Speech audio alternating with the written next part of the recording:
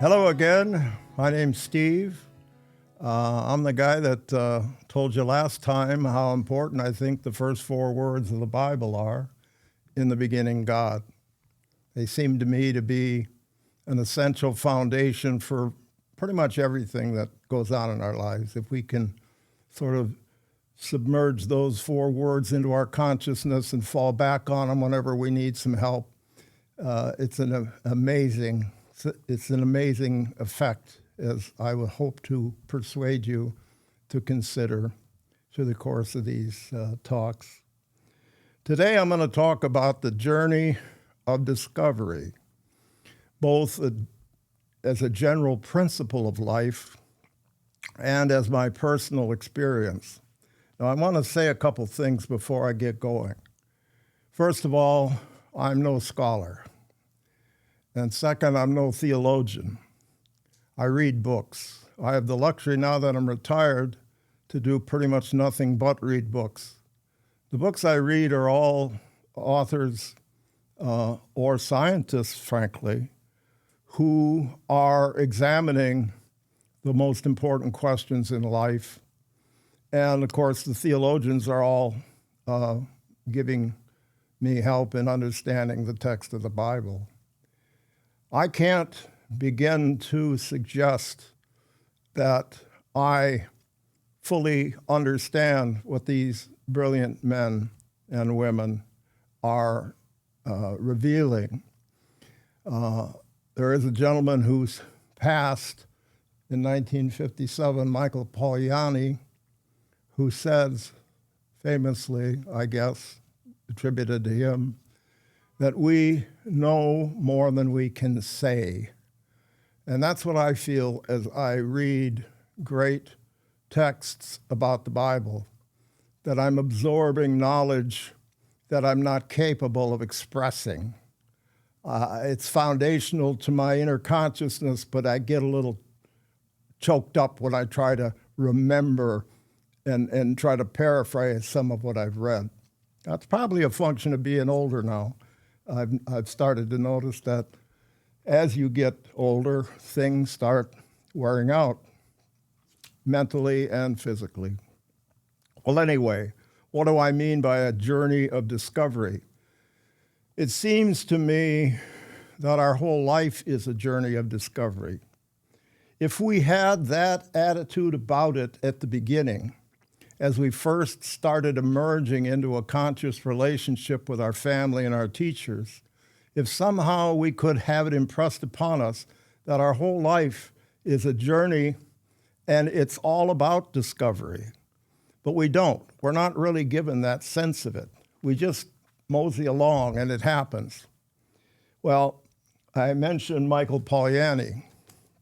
The book that I have in my hands is one of his most important contributions to human understanding. And he has helped me, and I only picked this book up. When did I start it here? It was just a couple weeks ago, months ago, and I found it, July 9th I began it, and I found it absolutely compelling in many respects. Now, Polanyi's not a Christian. He doesn't even attempt to broach that subject area, although he does touch on it, and I'll give you an indication of that in a second. But what he did for me was validate my own experience with respect to a journey of discovery. He talks about the early scientists that were all Christians: Newton, Kepler, Galileo, Copernicus. These were all Christian men who used their reasoning faculties to discover great things about the cosmos. Kepler in particular, he features in the beginning of the book. And I'll read a quote from Kepler himself, which I think will help illuminate what I'm about to talk about. This is Johann Kepler, a long time ago. What I prophesied 2 and 20 years ago, as soon as I discovered the 5 solids among the heavenly orbits, what I firmly believed long before I had seen Ptolemy's harmonics, what I had promised my friends in the title of this 5th book, which I named before I was sure of my discovery, what 16 years ago I urged to be sought, that for which I have devoted the best part of my life to astronomical contemplations, for which I joined Tycho Brahe, at last I have brought it to light and recognized its truth beyond all my hopes. So now since 18 months ago, the dawn, 3 months ago, the proper light of day, and indeed a very few days ago, the pure sun itself of the most marvelous contemplation has shone forth. Nothing holds me. I will indulge my sacred fury.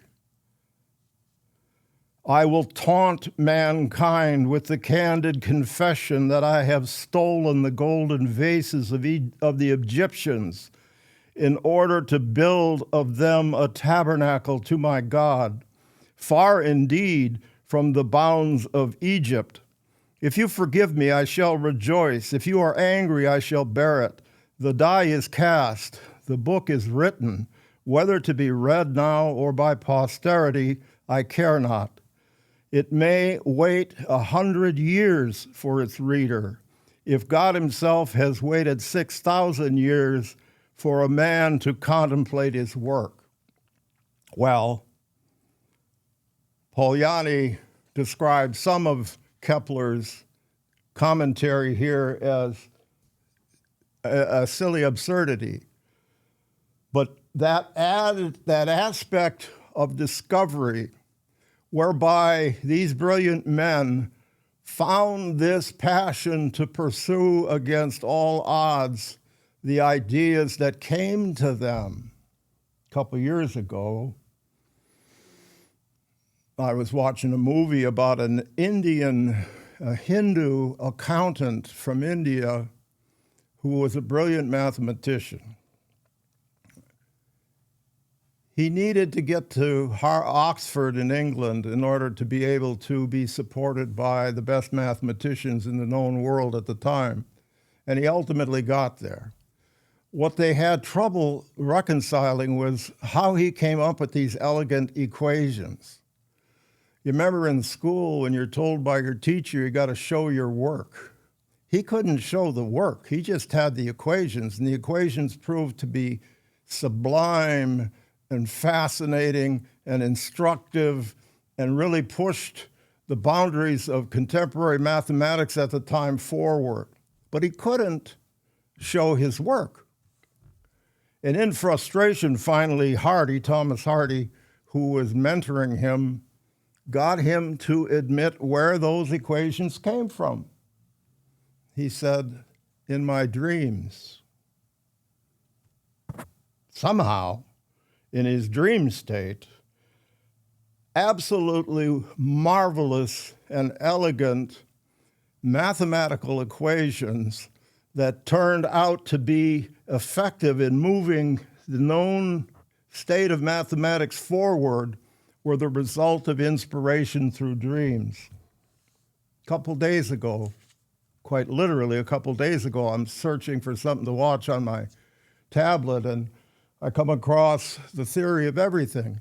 Of course, I know what that means, and I tuned in, and it was the biography of Stephen Hawking, a famous physicist who was afflicted with Lou Gehrig's disease. And he was given 2 years prognosis to live, and he, of course, went on many years after that. But he could barely talk, he couldn't move, but his brain, his mind were so sharp and so active right up until his end. But the thing about it was he professed to be an atheist his whole life.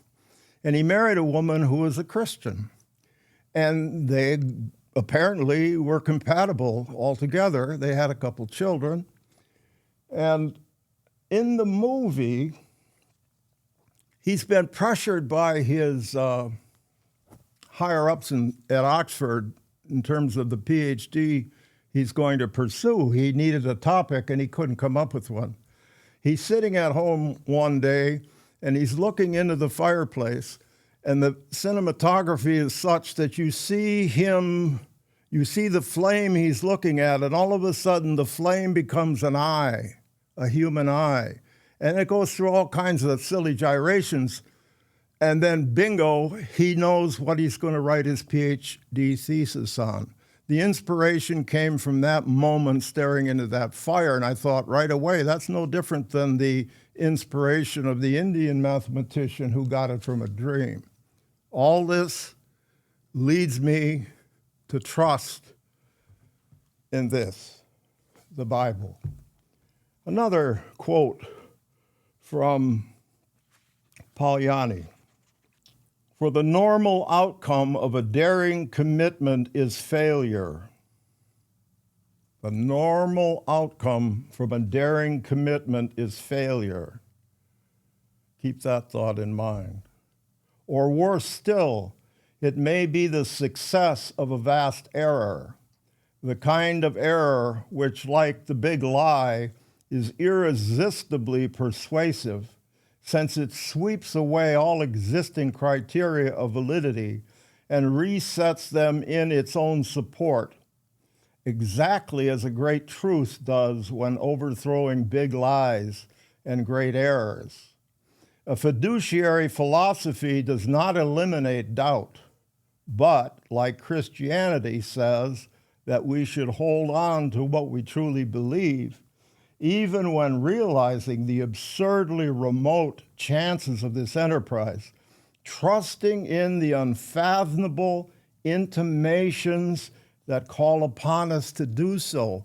What is that force he's describing? I, of course, put in my book, the Holy Spirit. He won't go there as a worldly scientific mind. He won't go there. But I think that jumps at me as the explanation that he's describing. So Polanyi has much to say to help me understand aspects of my own life. There are going to be things that I share today that are deeply personal, and it's been a great deal of stress on me to consider whether or not, indeed, to even share them. But I feel compelled to do so. The hand of the Spirit of the Lord has been on me for a good long while, and I can't shake these thoughts. And so some of what I say is going to seem to be impossible to believe. I'm not going to share anything of hyperbole. Everything I'm going to share is factual. Whether you believe it or not is your own business. But it's absolutely true, and it helps confirm my faith altogether. But let me talk about my own journey of discovery. This is the most significant moment in my life, and the legacy of it, the residual effects of it, quite literally haunt me even today. I used to be rather high-placed in a mid-sized medical service company.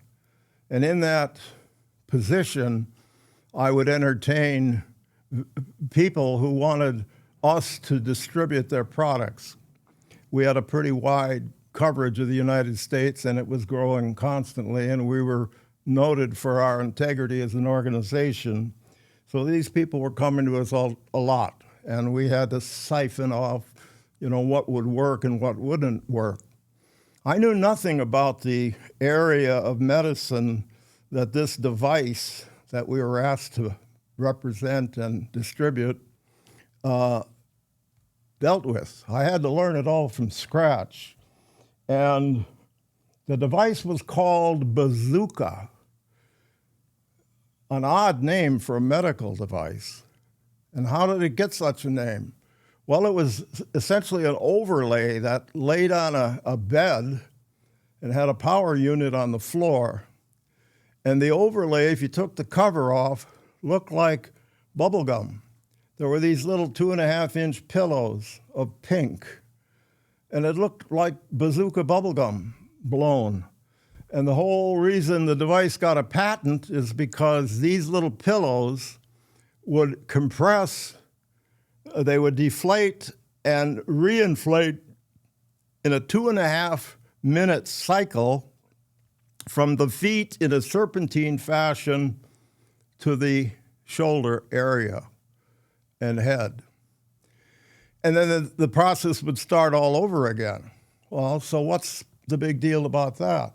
That's the reason it got the patent. And I started doing some research and realized, wait a minute, this is something significant. Because at the time that this came to market, there was an industry, a multi-billion-dollar industry treating bed sores. Bed sores had become so prominent in the medical community, mostly the result of experience in acute care facilities, that billions of dollars were being consumed by the medical industry to treat these conditions. Nothing about prevention. Treat them. All right? I had an idea, just like Kepler. I had an idea. And I had the opportunity in my position to go to the biomed library at the University of Minnesota, and I was in an other world. I would show up when the library opened, and I wouldn't leave until I was kicked out in the evening. I might take a couple bathroom breaks. I might take a bottle of water or two, but I ate nothing till I got home in the evening. And I was absolutely transfixed by what I was reading. I knew that Medicare had came online in 1965. And I knew that shortly thereafter, healthcare costs started exploding. And I knew that the problem of healthcare and cost were progressive, and there was no stopping them. And so I decided I had to find out what happened. I thought, well, why don't you grab every nursing journal there was from 1965 on, and they usually are published monthly. So I started stacking up these nursing journals. And at first, I'm just looking for medical device ads. In 65, there weren't any. It wasn't a problem. In 66, same. There weren't any. Wasn't a problem. 67, all of a sudden, there's a trickle of ads. And then as the years progressed, it got up into the 70s and the 80s and the 90s. And not only were there hundreds of ads and hundreds of products and hundreds of supportive Band-Aids and gauzes and dressings for wounds. Not only that, there was a new subgroup of nursing called ostomy professionals.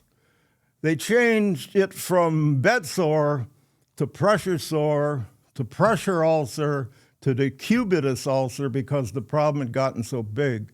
And what was revealed in the nursing journal was that it was absolutely something that was the direct result of people living longer than they had back in the day. And I thought, that's ridiculous. I got to find out more about that. Long and short of it is I did. And in finding out more about it, I started to realize that we, with this device, could press the government, CMS, a guy named Scully was in charge at the time, we could press the government for a code that would allow for reimbursement for prevention. Remember I said all these devices and whatever are the result of treatment is the best they can do. I could horrify you with detail, and I'm not going to. She said rather quickly, how deep are your pockets? Well, I had just been let go from my company, and my pockets were getting close to empty. And she went forward to tell me about what the process entailed for getting a hearing that would get to the point where they could pass judgment on providing a code for prevention. Prevention with respect to bed sores is anathema. While it sounds wonderful, all of the parties then raised against it will say it's not possible. And I knew we could prove otherwise. I happened to be working for an organization that had gone public, and the founders of the company were more interested in what they called the payday than the mission. And consequently, I was relieved of my duties with that company. I went forward on my own. I had a significant amount of money. Well, from my vantage point, I had $250,000 in cash or cash equivalents. And I pursued it on my own, having a relationship with the manufacturer that allowed me to pursue it exclusively. And I was hammered and destroyed by the awesomeness of the parties arrayed against such a situation ever reaching fruition. I named my company JSME Enterprise. JSME stood for Jesus Saved Me. At a wound care show, this is one of the unbelievable moments. At a wound care show, I'm giving my presentation to an array of nurses gathered around the booth that we had where the device was displayed, and I was describing its features and such. And out of the corner of my eye, at the back of the crowd, there was this nurse, all in white, and I'm not kidding, the most beautiful person I've ever seen in my life. And she kept getting closer and closer and closer to the front. And I kept describing the device and answering all the questions and what have you. And she finally gets up to me, and she's got this beautiful smile on her face. And she says, "What does JSME stand for?"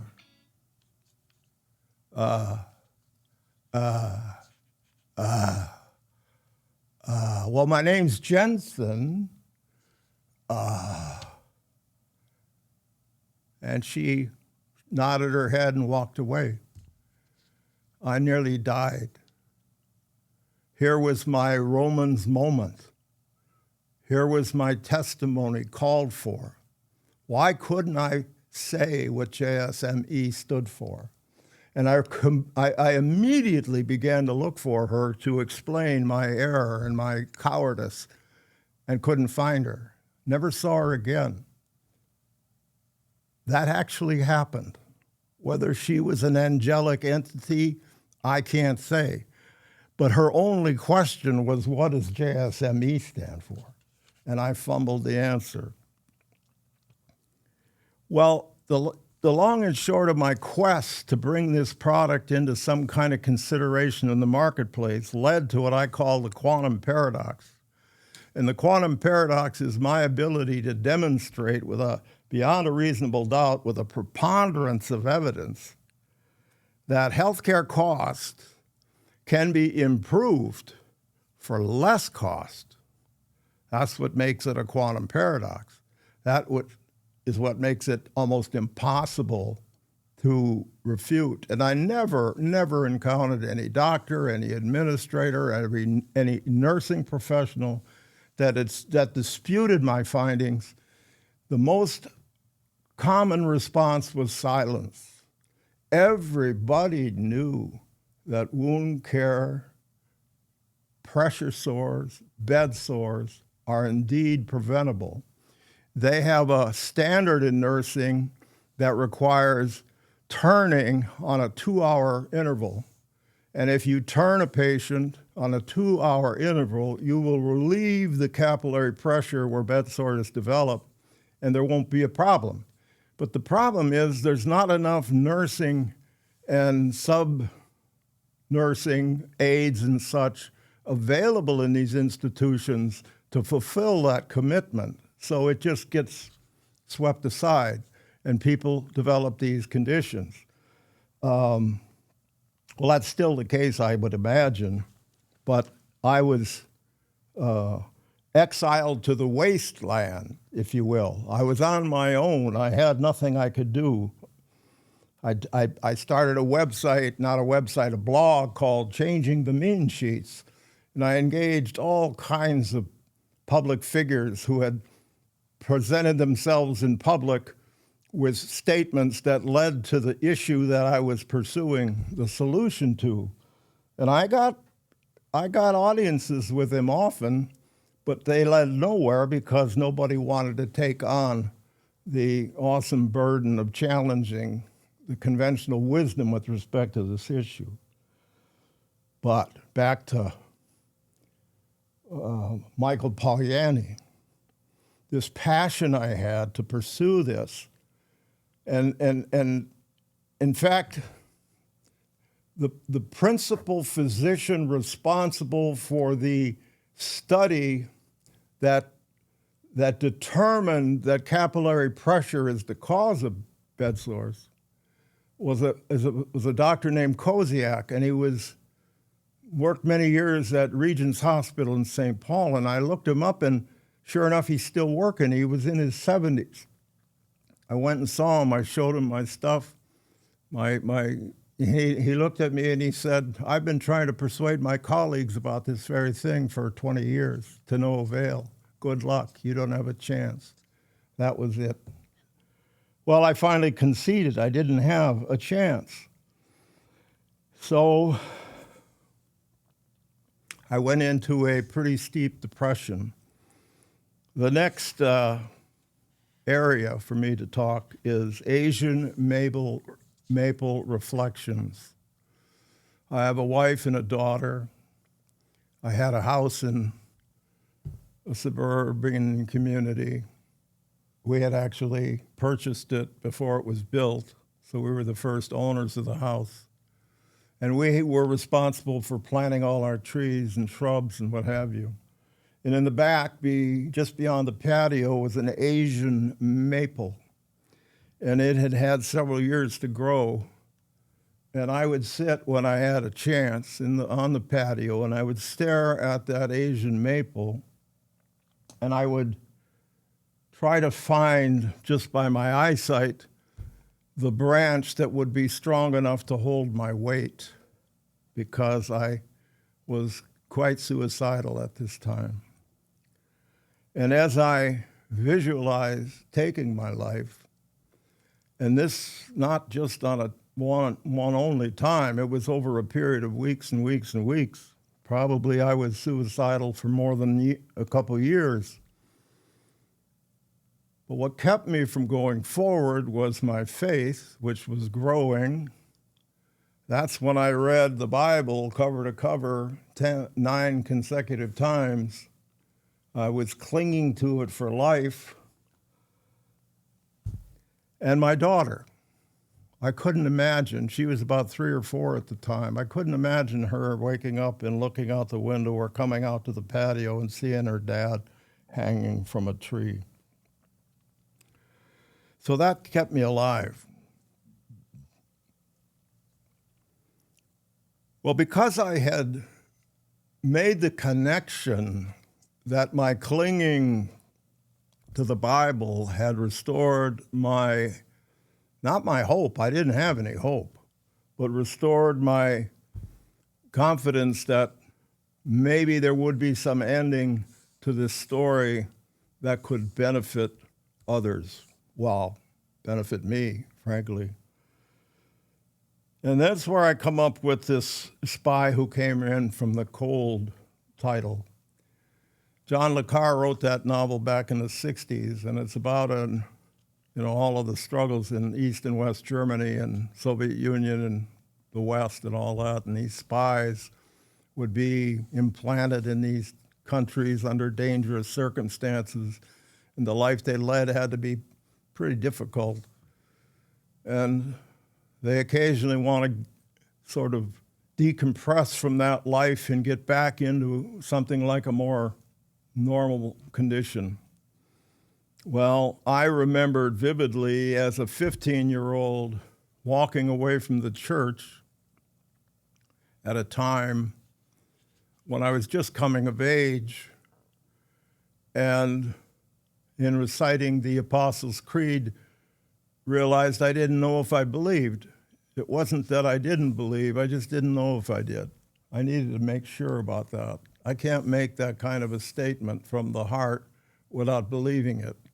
So I stopped going to church for all those years, and I realized I'm like a spy out in the Soviet Union who wants to return to the normalcy of the Western life. I need to find a church. My wife and I looked. And what became interesting to me and continues to trouble me is the degree to which churches I encountered didn't seem to be inflamed with the presence of God. I had come to a place in my life where there was no doubt that God is not only real, but that he has shared with us through his text all we need for our personal salvation. And beyond that, how to live a life and how to benefit our community and how to do all kinds of things, good things. So something like the presence of God didn't have to be big. It just had to be noticeable, and we couldn't find it. The first church, because we carried our Bibles with us, we became suspicious. And people started wondering what was going on. And then there was a sermon that said, some people make the mistake of worshiping their Bibles. We didn't last. We got up, and we didn't leave at the moment, but we didn't return. Second church, not altogether the same experience, but there was no evidence that God Almighty was a significant factor in any of the discussions that went around. The sermon was often very good, but everything else was often very sterile with respect to an understanding of the text. I would ask elders to help me with certain passages, and they would quickly say, I'm not a Bible expert. You're going to have to find somebody who is. And it was like, don't pursue this. It's not acceptable. It's not called for. And I was discouraged. Well,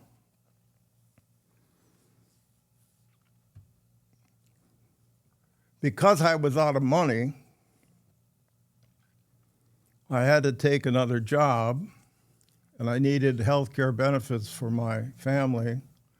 So I took a job working overnight in a grocery store, full-time job.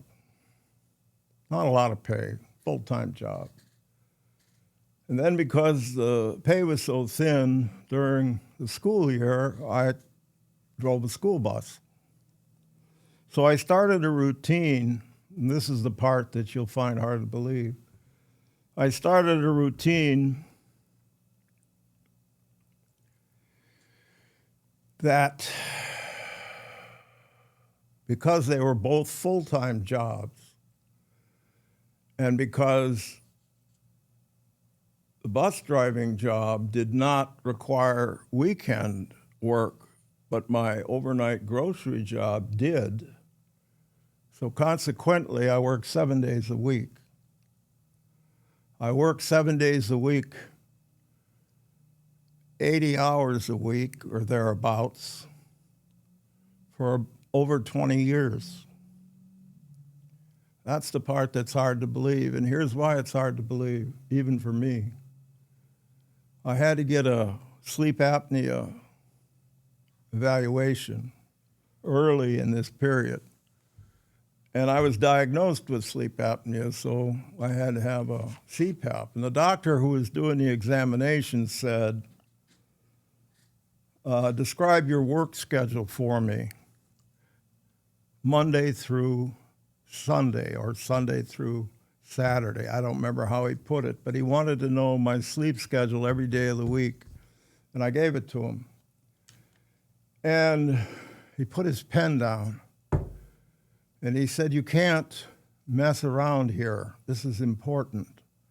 You can't be telling me the truth. And I said, I am telling you the truth. I can prove it. And he said to me, and this is the first time I considered it, he said, how many years have you been doing this? And at the time, it was 13 years. And he said, no human being can survive or exist under such conditions. That's just not possible. The body's not designed to function on 4 hours of sleep for 20-some years. That's what I got, 4 hours of sleep, except Saturday, Sunday, I would get about 6 hours.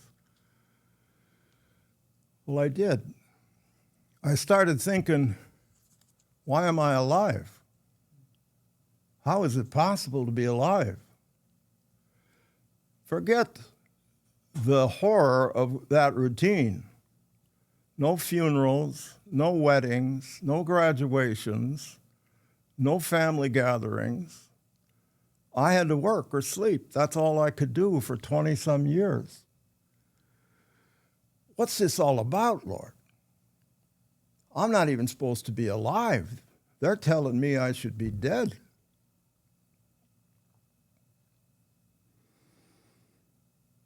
So, before depression I was always depressed, but before it got morbidly depressive, whenever I had time, I would go to what I call my refuge. My refuge is a solitary location. I'm in my vehicle, and I'm parked in some space. Initially, it was the community center in Maple Grove. I'd sat against the curb, and I would read a sermon from Charles Haddon Spurgeon. This is the first volume of 5 such volumes. And there's between 26 and 30 sermons in each of the 5 volumes. And I have read cover to cover these volumes 4 times. And it's always, I only read them at my refuge.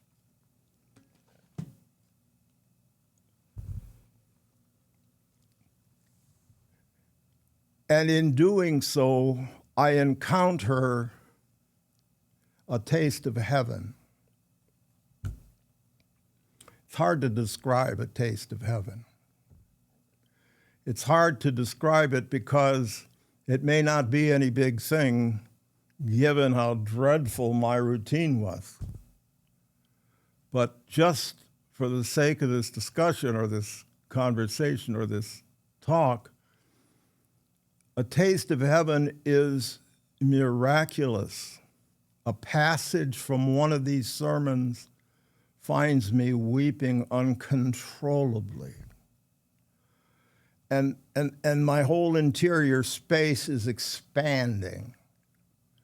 And I'm given a sense of an awesomeness I have never known.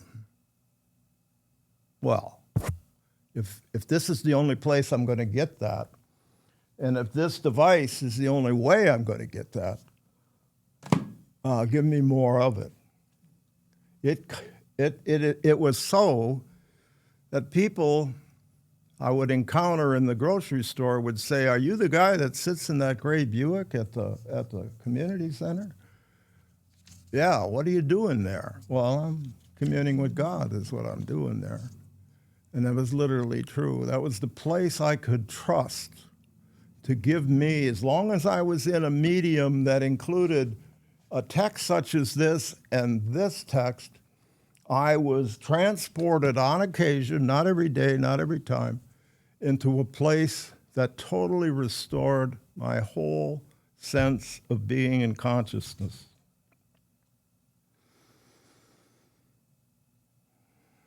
The presence of God.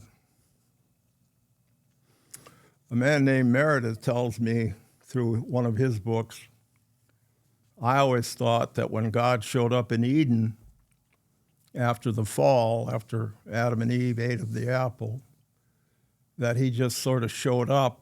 It was like a grandfatherly figure that just showed up. And Meredith Klein says in his book, no, when he showed up, it was like Mount Sinai. The presence of God is not a grandfatherly occasion. The presence of God is spooky. It's loud. The ground shakes.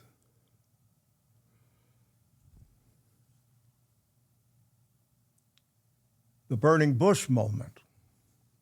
Moses is required from a voice from heaven to take off his sandals, for the ground he's about to step on is holy ground.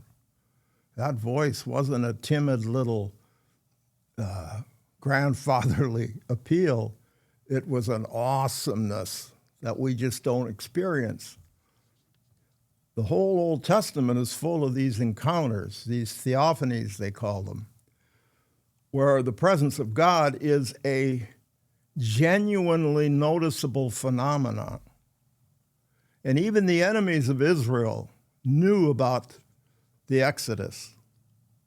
For years and years afterwards, they knew about the Exodus. They knew that the God that was capable of parting the Red Sea was an awesome God. And since we have come into our maturity as a people, and since we've become so civilized, that factor in our faith, I hate to say it, even in the church, has been diminished to the point of non-existence. We get marvelous praise and worship singing, but it doesn't rise to that sensation of awe when we move into the space that God has ordained for us to meet. So that's what I miss. I'm still searching for it. Hope to find it. Well, in October 2023, I was able to retire. Now, going back to that 20-year routine, another thing you're going to have trouble believing is because of my father's indoctrination of me as a child, work was, for a man, work was essential. And fidelity to that work was expected. I took those messages to heart. And in those 20 years, I was never late. I was sick occasionally, but I never called in. Maybe a half a dozen times in 20 years did I ever call in, because I was maybe quite sick. Once I was injured. I had torn a ligament, or not a ligament, but I guess it was a ligament in my knee. And so I missed a day or two there. But for the most part, I was as punctual as anybody could ever be. And I was known for that. And consequently, nobody wanted to be rid of me. But here's the interesting part. In those 20 years, I met one man who I looked forward to having a cup of coffee with. I had no other contacts, social contacts in those organizations, either the grocery store or the bus company. My interest in interacting with human beings was gone. I had no interest in it, and I really knew I had no capability for it. Social awkwardness was my predominant condition, but I hid it very well.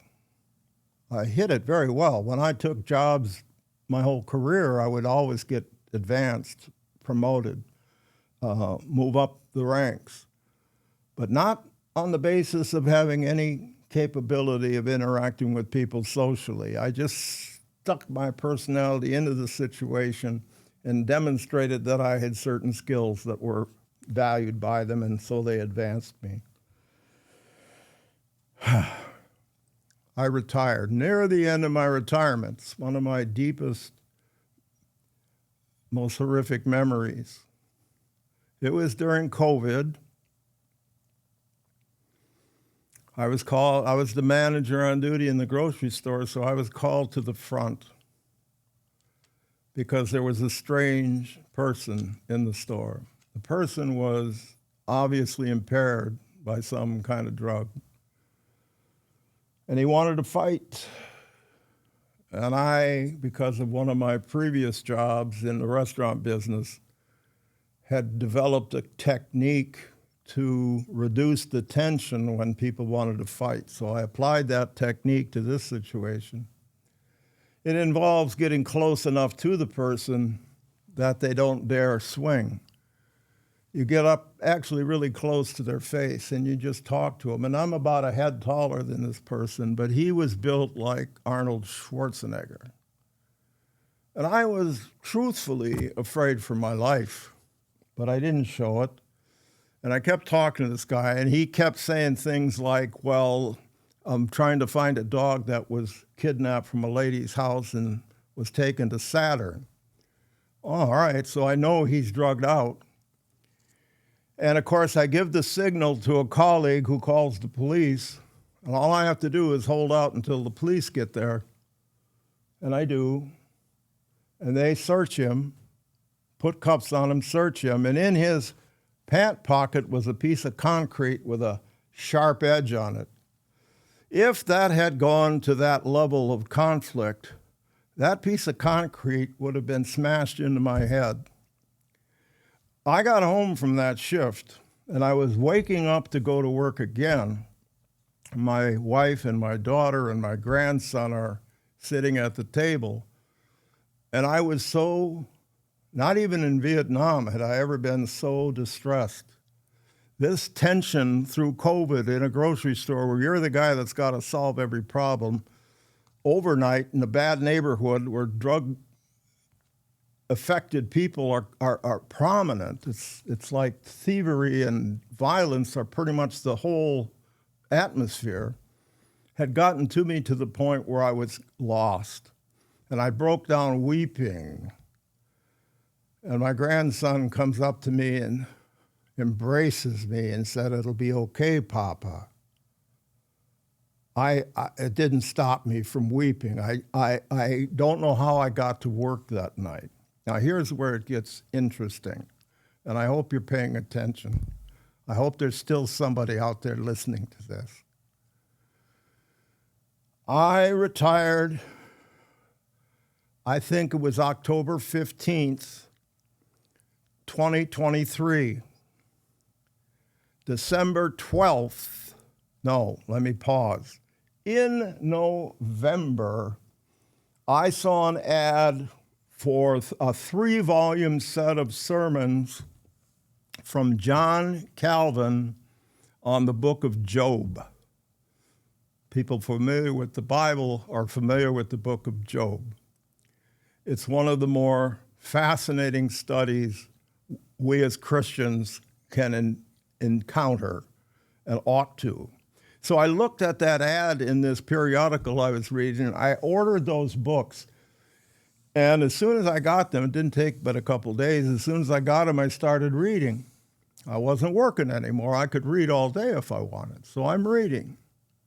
Now remember my work history, 20 years, never calling in sick, never being late. I'm into about a third of the first volume by December 12th, and on the 12th of December, I had a heart attack. Not only did I have a heart attack, but I had an explosion of ulcers in my gut. These had been brewing, obviously, from all that tension through COVID. My routine when I went to work was to leave an energy drink to get me kick-started for the shift. Well, the tension, the anxiety, all of these things contributed to stomach ulcers, but they presented themselves on the very day I had a heart attack. What's that all about? How can I work for 20-some years at this pace with no disability at all, one injury in all that period of time? And now that I'm free to read about God, which is what the Lord knows I'm most interested in, I'm laid low. I don't wish ulcers on anybody alive. If you've had them, you know what I'm talking about. The thing that's difficult about them is what they do to you. They make it difficult to eat. So you lose your interest in food because everything you anticipate eating, all the things you used to like to eat, all it does is remind you that in a few hours after eating, you're going to be in agony. And that's what happened. I would eat something, I would lay down to go to bed, I would be wakened by this severe pain in my gut, which would last from 3 to 5 hours, then it would be gone. So you don't want to eat anymore. Even to this day, even though my ulcers are healed, I don't have any interest like I used to in eating. I eat to stay alive, that's it. Sometimes my wife will get anxious for a nice meal and offer it up, and I have to force myself to say, okay, and then I sort of nibble at it. I can't even give her the satisfaction of enjoying something she's prepared for me. And that may be a permanent condition for all I know, but that's how it is. But let's go back to that November posting of those articles, of those volumes of sermons from John Calvin on the book of Job. There's over 100 sermons in those 3 volumes. How did that posting come? What caused it to be in a position for me to notice it just a couple weeks before I'm in the kind of agony, not like Job, but approaching it, certainly mentally contemplating my demise? What happened there? Well, a worldly person says coincidence. No. That was evidence, specific evidence of the most awesome reality of our Christian faith. The thing that people find incomprehensible about God, about the Bible, about Christianity, is His providential care. He doesn't give us blessings that blanket a whole community. He knows each of us intimately, and that intimate relationship is reinforced by actions that we can't explain. But this instance, to my way of thinking, I don't know how I would have coped those first days of my ulcer problem. I would get dehydrated. I would fall on the floor from dehydration because I didn't want to put anything in my stomach. But I've got a sermon from John Calvin on what Job went through and Calvin's insight from God to share with us about that text in the Bible that tells me I'm in affliction for a purpose. I'm in affliction for his purpose. He has arranged for me, after 20-some years of this dreadful labor, to be struck down to the point where I contemplated my own mortality. But he's given me a refuge. He's given me something to cling to. And so as I'm reading Calvin about Job, I'm recognizing this too will pass. And if it doesn't, if it takes me, well, where am I going? How should I be morose about that? This leads me to the transitional point. Next time we're going to talk about the intimacy of God's providential care and how dramatic it has been in my life. And remember at the beginning when I talked about journeys of discovery, you get a great advantage having an ability to look into the past of a long life. I have 78 years on this earth, and I have memories that go back to my infancy. We'll talk about those next time. And all of them, it strikes me, are demonstrations by God Almighty that I'm in his loving care. Now, I've fought against that my whole life. He hasn't let me go. He has not let me go.